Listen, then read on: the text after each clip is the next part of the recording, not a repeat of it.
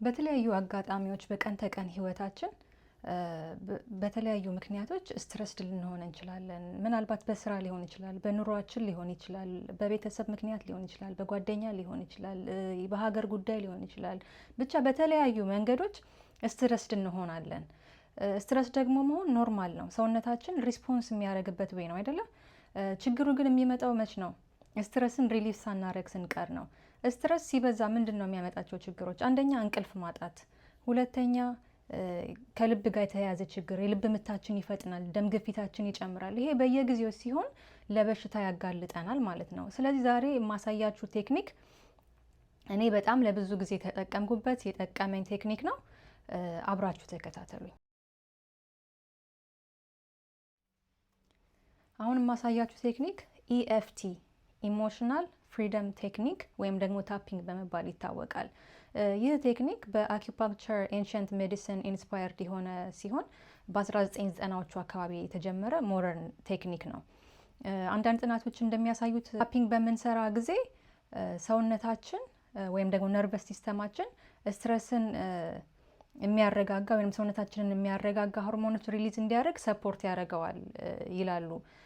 ስለዚህ እኔ ደግሞ ፐርሰናሊ ቢያንስ ለ6 ለ7 ዓመት ተጠቅሜዋለሁ። ኢት ወርክስ በደንብ ይሰራል። ስለዚህ ሁላችሁም ከ3 እስከ 5 ደቂቃ ባልሞላ ጊዜ በቤታችሁ ቁጭ ብላችሁ ስትረስን ሪሊፍ ማድረግ ትችላላችሁ። በታፒንግ 9 ሜሪዲያን ፖይንቶች አሉ ወይም ደግሞ ኤነርጂ ፖይንት ይባላሉ።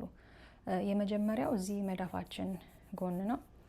ሁለተኛው እዚህ አይናችን ኮርነር፣ ሶስተኛ በሁለቱም ሳይድ ቅድባችን በሚጀምርበት፣ አራተኛ አይኖቻችን በታች፣ አምስተኛ፣ ስድስተኛ፣ 7 እዚህ ጋ ነው፣ እዚህ ከአጥንቶቻችን በታች፣ 8 እዚህ ብብታችን 4 ጣት ቆጥረን ያለው ይሄኛው ማለት ነው።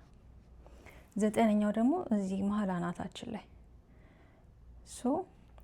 ሁለት ጣታችንን በመጠቀም ወይም 5ቱንም ማድረግ ትችላላችሁ እንደተመቻችሁ። ከ3 እስከ 5 ደቂቃ እነዚህን ኤሪያዎች ታፕ ታደርጋላችሁ ማለት ነው።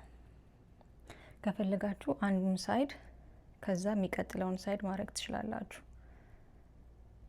አየር ሳትይዙ እየተነፈሳችሁ እነዚህን ሜሪዲያን ፖይንቶች ወይንም ኢነርጂ ፖይንቶች የሚባሉትን እንደዚህ ታፕ በማድረግ በቀላሉ ቤታችሁ ቁጭ ብላችሁ ከ3 እስከ 5 ደቂቃ ታፕ በማድረግ ኢነርጂን ሪሊዝ ማድረግ ትችላላችሁ። ይሄንን ፕራክቲስ ማድረግ ከፈለጋችሁ ዲስክሪፕሽን ላይ ስሙን ድራፕ አደርግላችኋለሁ። ብራድ የሚባል በጣም የሱ እንትኖች ዩቲዩብ ላይ ቀርጾ የሚለቃቸው አሪፍ የታፒንግ ሴሽኖች አሉ። እሱን እያያችሁ መስራት ትችላላችሁ። ይሄ ሜዲካል አድቫይስ አይደለም። እኔ የሕክምና ባለሙያም አይደለሁም፣ ግን ከህይወት ኤክስፒሪየንሴ የጠቀመኝን ነገር ሼር ላርጋችሁ ብዬ ነው። ከተጠቀማችሁት ከጠቀማችሁ ኮሜንት አድርጉ። ቻው፣ ወዳችኋለሁ።